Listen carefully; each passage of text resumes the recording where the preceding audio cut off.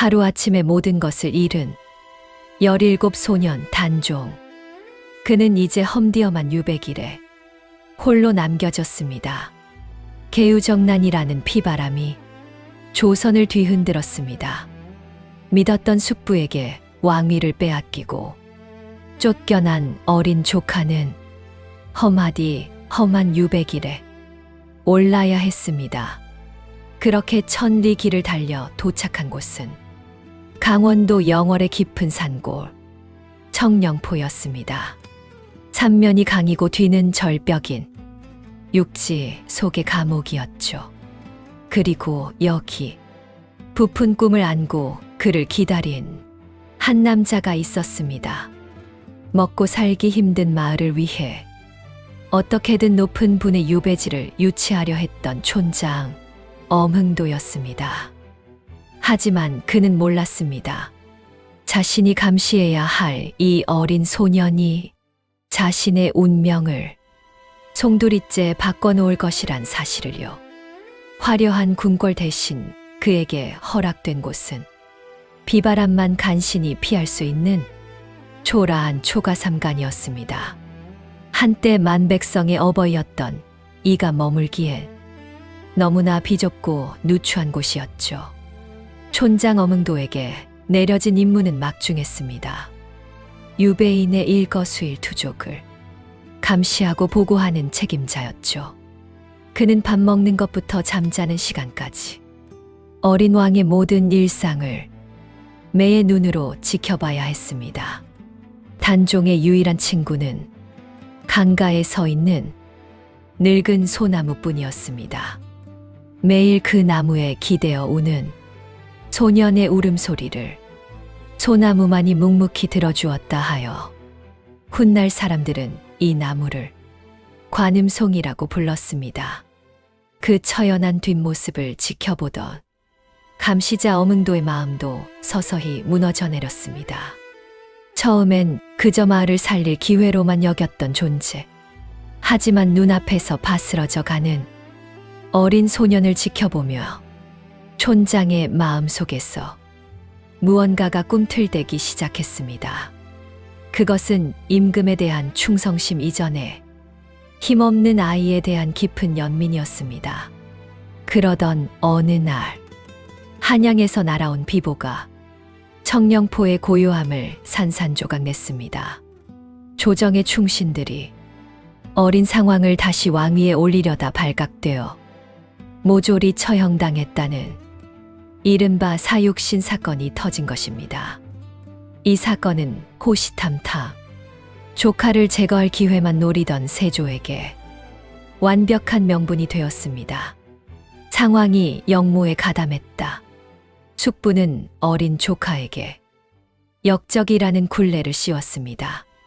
고지어 잔인한 어명이 당도했습니다. 단종의 지위를 노산군에서 평민인 서인으로 강등시킨다는 것이었습니다. 그것은 곧 언제 죽여도 상관없는 목숨이 되었다는 사형선고나 다름없었습니다. 불똥은 촌장 엄흥도에게도 튀었습니다.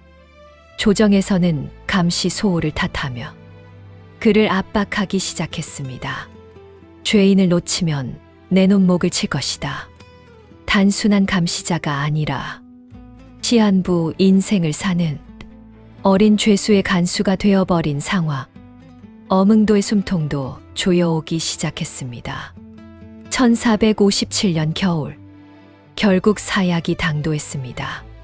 하지만 차마 어린 임금에게 약을 올릴 수 없어 하인조차 통곡하며 쓰러졌던 그날, 단종은 오히려 담담히 자신의 운명을 받아들였습니다.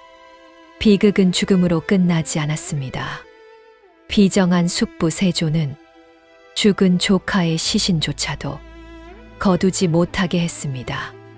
시신을 강물에 띄워보내라. 한때 일국의 왕이었던 소년의 주검은 차가운 강변에 짐승의 사체처럼 버려졌습니다. 더 끔찍한 것은 그 뒤에 내려진 언명이었습니다. 누구든 시신을 거두는 자는 삼족을 멸할 것이다. 역적의 시신에 손을 대는 순간 본인은 물론 일가 친척까지 몰살시키겠다는 서슬퍼런 협박. 아무도 그 누구도 감히 강가로 나갈 엄두를 내지 못했습니다. 모두가 공포에 질려 외면하던 그 밤, 단 한 사람, 촌장 어흥도는 그러지 못했습니다. 그는 보았습니다. 역적이 아니라 채 피지도 못하고 짓밟힌 가여운 어린아이를. 옳은 일을 하다가 화를 입는다면 기꺼이 달게 받겠다. 평범한 촌부였던 그는 그렇게 목숨을 건 충신이 되기로 결심했습니다.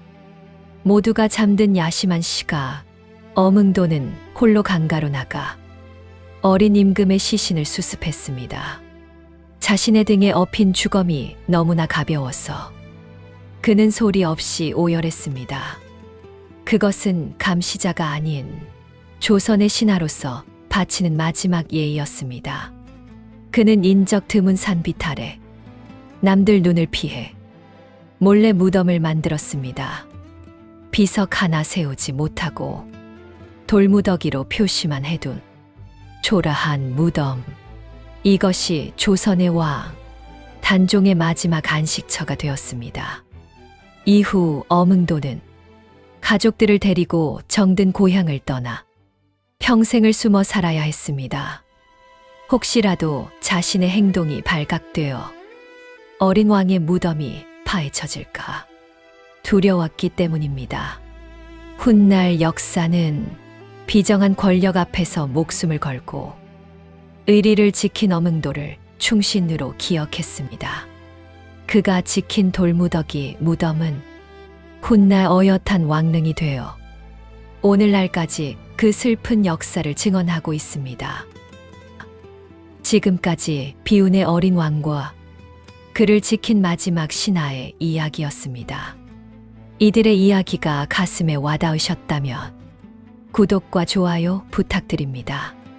시청해 주셔서 감사합니다.